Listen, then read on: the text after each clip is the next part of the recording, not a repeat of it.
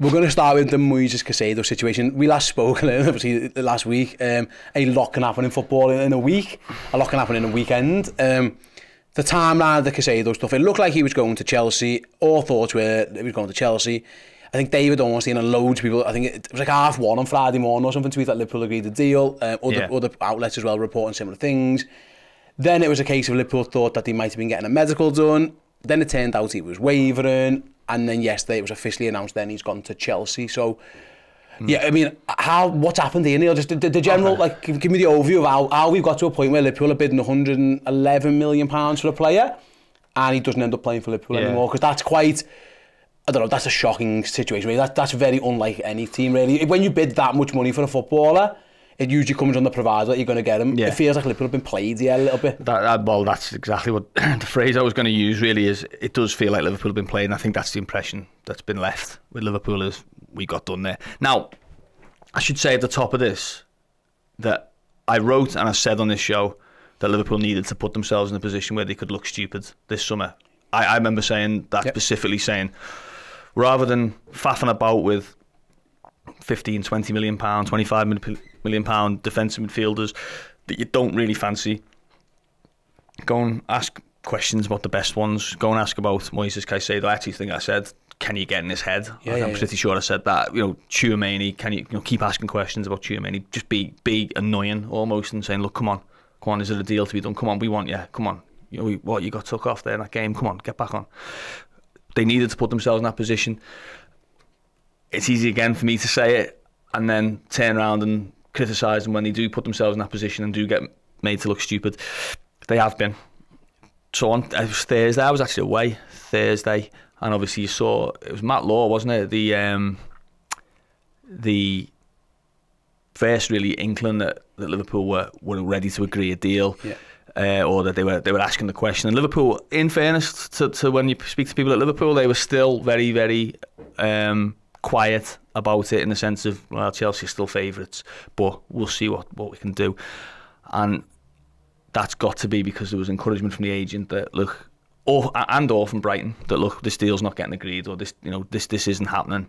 There's an opportunity, you can take advantage. And Liverpool have obviously put together a package. I think Jurgen Klopp used the phrase, the owners have stretched it, really stretched it, as he put it. So they've got together this package, this British record deal, got it accepted, which was always going to happen once they hit the sort of certain marker. And I think we all woke up on Friday. I know I did. I was up at 6, I think. Jurgen was at 10, and you're thinking, this is going to be an interesting press conference. I think we're going to get Jurgen speaking about a new signing, Liverpool buying him.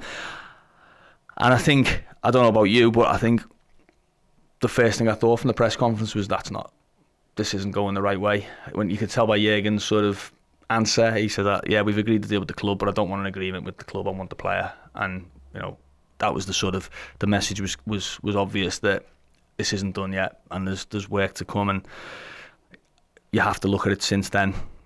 By that, Friday afternoon, it was sort of obvious that the player had said no to Liverpool, or the players' representatives had said no to Liverpool, and from then on it was always going to be a case of when Chelsea agreed the deal. And I think you have to, the obvious conclusion to draw is that either Brighton and or the agent have used Liverpool to sort of hurry up this situation with Chelsea and make sure this deal gets done, and that's not great for Liverpool. I think I was not alone in being very. I would have been absolutely delighted if Liverpool had got Caicedo in. I think he's absolutely perfect for them. But back to the drawing board, and then obviously the Lavia situation compounds the sense of disappointment and uncertainty going forward. Absolutely. We'll speak on Lavia in a second. On the Caicedo thing to round up then, because I've seen a lot of criticism about Liverpool here. And obviously there's been a lot of change at Liverpool in the transfer department. They're up to their third sporting director in 3 years, and this one's only on a relatively short-term deal as well. The mood and a couple of questions I've seen in the Discord and on Twitter is like, would this have happened to a previous regime? Would they have smelt this rat early enough? And that's the thing, because it feels like you know, there's certain agencies, or whatever, where Liverpool have been hesitant to deal with or whatever. It just, I don't know, it smacks of a little bit of like, did you get, you know, would Michael Edwards have got done by this, or Julian Ward have got like taken for a ride, because they've obviously done this in the past. I remember even the Shumeni stuff a couple of years last summer, I was like, yeah, he's not coming. So like, we don't, he's not going to come, so we move on. We don't really get involved so much. It got so far down the road without anyone smelling this particular rat that in itself does raise alarm bells a little bit, I suppose. I suppose it does, and we'll never know, will we? You know, would Michael Edwards have got played by it? I think there's a couple of things on that. One is,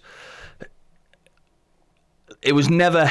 So Liverpool haven't built their whole summer around Moises Caicedo. I don't think, you know, I think they've built it around the midfielder coming in, but I don't think Liverpool have sort of put all their eggs in the Caicedo. They've ended up in the situation where obviously things have got out of control in terms of losing players and not necessarily getting, or not feeling that there's the right kind of player in there. I think there's also that feeling that if it was Liverpool's mind that we're still going to Chelsea, the only loss by putting the bid in is face, isn't it? It's only PR. Because can you imagine if for example, Caicedo didn't go to Chelsea and didn't go to Liverpool, and then an agent gives an interview in October and says, yeah, we went to Liverpool and we said, you know, there's a chance to do it, and Liverpool said no. What's the accusation then? The accusation is you're not putting yourself in the frame for these best players. You know, where were Liverpool when Caicedo was available?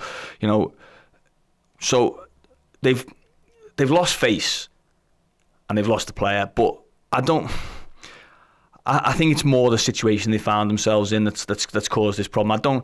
It's not a similar situation to say, you know, Bellingham, where they've put in months and months of this work and then it's turned out no. He's, you know, there's no chance. And the same with Tchouameni. It's a bit of a different one. I think Liverpool sniffed an opportunity potentially and thought, well, we need to be there if there's an opportunity.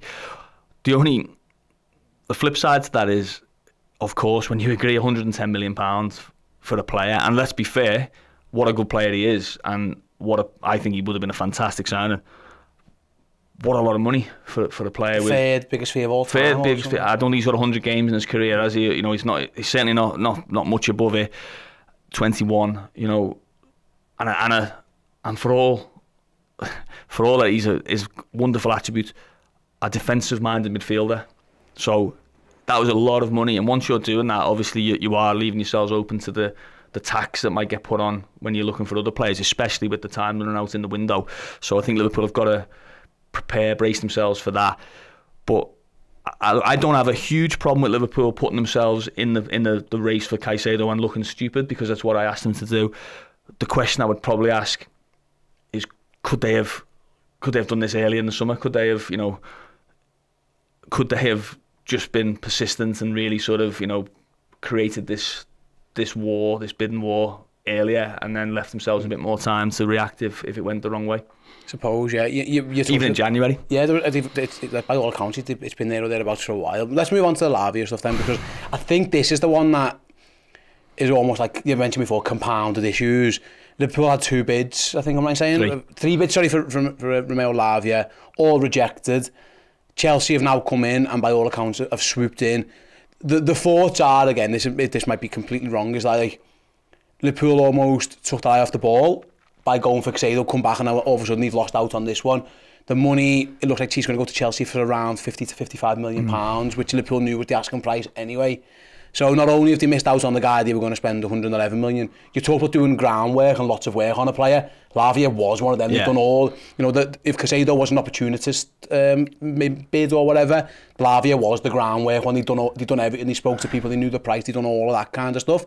This one almost, it's not worse per se, because maybe the level of play, but this one feels like a bigger disappointment in terms of he was the one that you'd identified, that you were in for ages, and now all of a sudden he's not going to Chelsea. This one stings a bit more, maybe. Yeah, well, he was almost a fallback option, wasn't he? You know, you can get on board with if you have a go for Caicedo and you miss, and you land on Lavia, you sort of go, oh, okay, it's not, you know, Caicedo's a better player, or, you know, whatever you think about that. But okay, that's someone. But if you miss, obviously you miss both of them, and to the same opponent, which just happens to be an opponent that's after the same thing as you this season in terms of top 4. it definitely does sting. I think the other element is obviously that Liverpool have, started this pursuit of Lavia with this firm notion that no value. We're gonna stick to our guns on this. We're not getting fleeced. And actually, they've got to the point where they were willing to pay whatever really to get Lavia. I haven't had it confirmed by Liverpool, and they haven't. I don't think I've seen anyone sort of on the patch confirming an agreement with Southampton of 60 million, which was reported elsewhere yesterday. So I don't know if that's true, but they were clearly willing to go to 45, 46, probably 50 million plus for Lavia, having originally been like, no chance getting near that. And then to do that and to not get him, of course, it doesn't look good, does it? And I mean, there's obviously reasons he's chosen Chelsea. I think, it was briefed quite heavily yesterday that Joe Shields, the co-director of recruitment, I think, is well known, knows Lavia well from City, from Southampton, and now from Chelsea. So, okay, he's made his decision. I think Liverpool would be a bit more surprised by that than Caicedo making that decision, but they've got to deal with it. And what it does mean now is it means we've got 14 days, 2 weeks, for Liverpool, just a bit more actually, isn't it? To get players in, and it hasn't been an ideal situation all summer. It's as bad as it gets at the moment, really, isn't it? Because they don't have. Everyone knows they've got money. They have a clear need for players, and they've missed out on two that at least that they've identified as being workable, or in Caicedo's case, ideal. So it's a really, really big couple of weeks for George Schmadtke, for Jurgen Klopp, for FSG, for everyone involved in it. I mean, for what it's worth, I mean, if you take it in isolation, if you look at it cold light today, I think I could make peace with Liverpool saying that's too much money for Romeo Lavia. I could, because I think it is. I think it's a ridiculous amount of money, to be perfectly honest. But I think the same for Caicedo as it happens. But I can't make peace with the idea that Liverpool now are going to suddenly restart their sort of search for a holding midfielder. And there's no way now that Liverpool can stick to their guns and say, right, we're going to look for the right value. It's got to be the right deal. It's got to make sense, because that leaves them in the position where they might get nobody. And when you've done what you've done with Caicedo, you've put the money on the table, you've done what you've done with Lavia, you've gone up and up and up and failed. I think you've now got to just swallow your pride, and they've got to get something done. And I'm fascinated to see what comes next. I know that's the next part of the agenda, is what comes next. I'm fascinated to see it, because I don't know. Yeah. I'm looking at it. I'm seeing possibilities, but I'm not seeing anything obvious.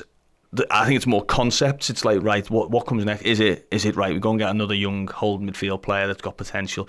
Did he go after an established one and say, go on, let's just sort of take a year or two out of this player and see if we can just get muddled through a little bit?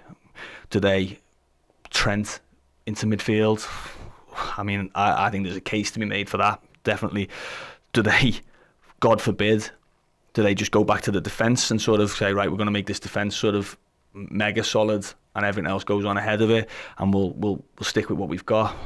There's so much that Liverpool have got to consider now, and I'm sure there'll be a semblance of a plan already in place in terms of what they're going to do. But God, it needs sorting. Yeah, absolutely. It's they found themselves in the worst possible position in terms of, you can't now cry poverty. Yeah, you are desperate for play. You can't just go walk away from it. Oh, well, we'll wait till next time. Like they did it with Van Dijk. Well, we'll just wait. We're happy with what we've got, and we'll wait on that one. They did it with Ibu Konate to an extent. Obviously, they ended up having to get a couple of lads on loan in the meantime. But last season he done it with Arthur Melo was an example, wasn't he, of a player that they painted themselves into a corner there, didn't he? Where they decide to go right in the last days of the transfer window that, oh God, we actually do need a midfielder, and they put themselves in a position where it had to be a loan player, and even then they picked the wrong loan player, didn't they? Not really, not his fault, Arthur Melo, at all. But I don't think it was a sort of, you would have expected to get more than 13 minutes out of him, but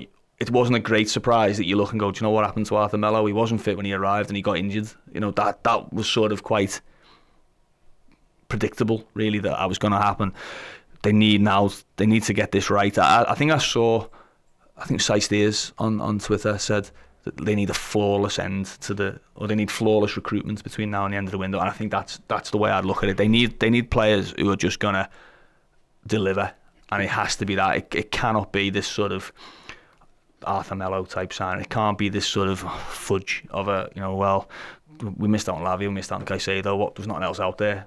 There has to be something out there. They have to find it. Hey guys, hope you enjoyed that clip from our Journo Insight show. If you want to watch or indeed listen to that show in full, go on over to redmenplus.com. Sign up today as either a captain or a legend subscriber, and you'll get Journo Insight plus all of our other amazing shows directly into your podcast feed, or you can watch it on redmenplus.com. Head over there now. Thank you so much for watching. The new season is here. Come and join us over on redmenplus.com for fantastic shows, pre and post-match content, journalistic insights into all Liverpool's transfer business, documentaries, interviews, features and more. Head to redmenplus.com, sign up today and fill your boots with Boss Liverpool content.